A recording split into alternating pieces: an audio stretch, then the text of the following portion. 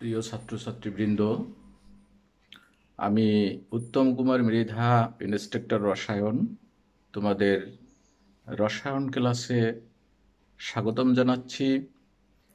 আজকে আমি যে বিষয়ে তোমাদের আলোচনা করব, নবম শ্রেণীর পাঠ্য বই থেকে ইলেকট্রন বিন্যাস সম্বন্ধে তোমাদের ধারণা দেব।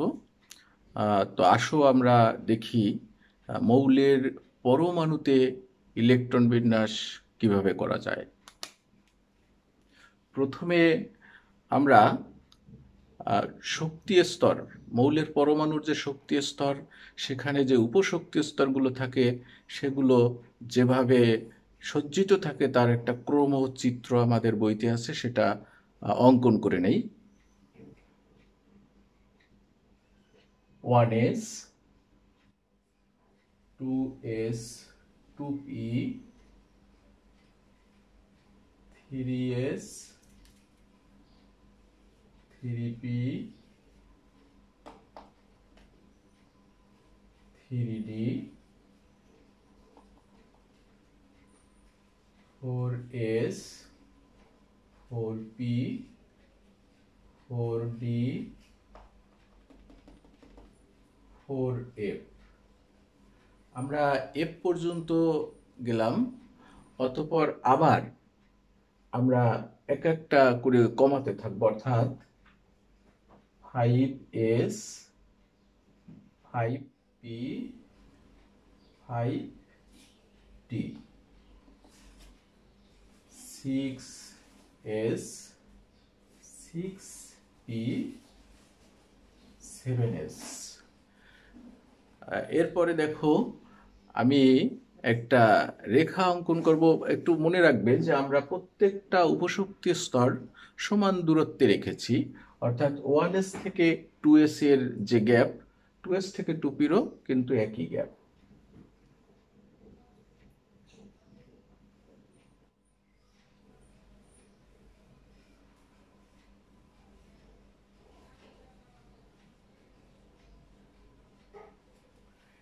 হয়ে গেল আমাদের রেখাগুলো অঙ্কন করা। এভাবেই কিন্তু আমরা ক্রম অনুসারে আমরা ইলেকট্রন বিন্যাস করব। তো তার আগে তোমাদেরকে একটা ধারণা নিতে হবে যে এস উপশক্তি স্তরে কয়টি ইলেকট্রন থাকে, পিতে কয়টি থাকে, ডিতে কয়টি থাকে এবং এফে কয়টি থাকে। এস উপশক্তি স্তরে ইলেকট্রন ধারণ ক্ষমতা দুইটি, এসে দুইটি, পিতে 6টি, ডিতে 10টি এবং এফে 14টি।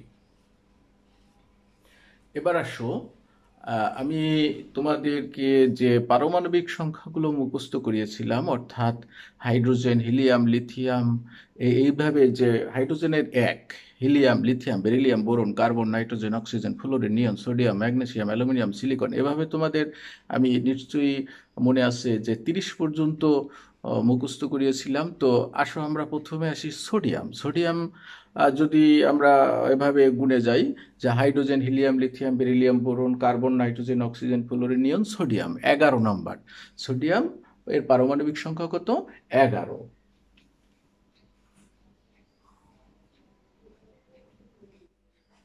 তো এই 11 যেভাবে বিন্যাস করা হবে, প্রথমে আসো আমাদের চিত্র অনুযায়ী প্রথমে সামনে আমরা পাবো 1s।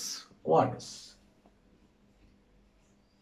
1s, এসে ইলেকট্রন ধারণ ক্ষমতা কয়টি? এসে ইলেকট্রন ধারণ ক্ষমতা দুইটি, তাহলে 1s 2।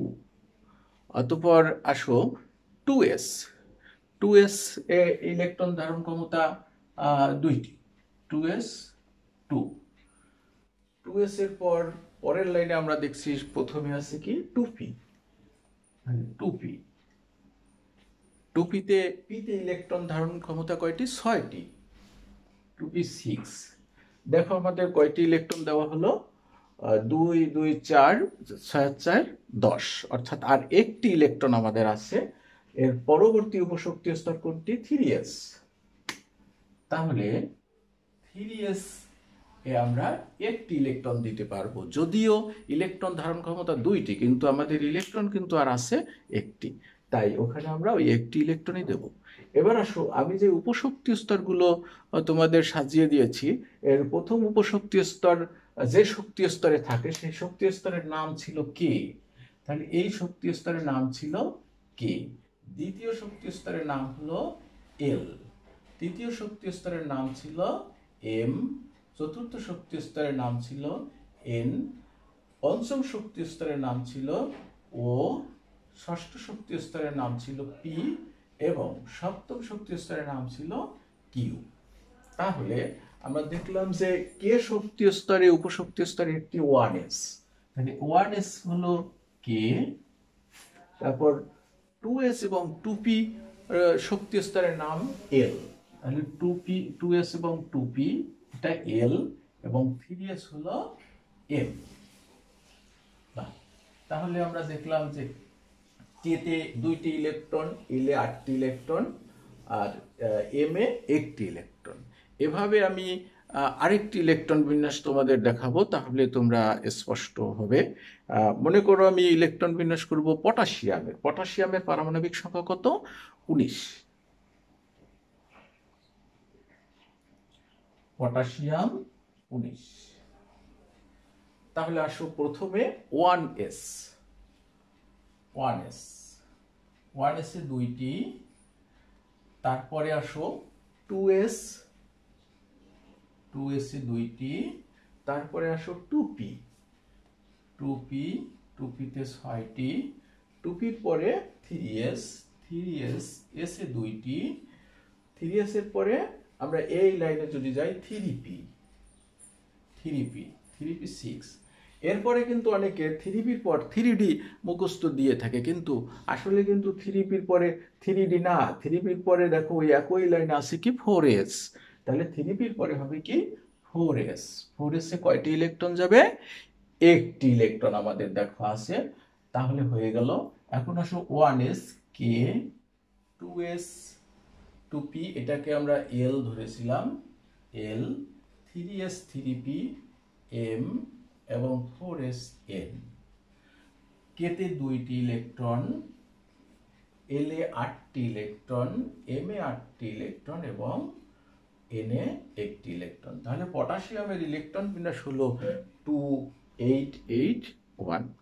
তো তোমরা নিশ্চয়ই ইলেকট্রন বিন্যাসটা বুঝতে পারলে। তো আবার বেশি করে তোমরা প্র্যাকটিস করবে।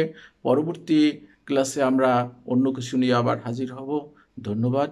ভালো থাকো, সুস্থ থাকো।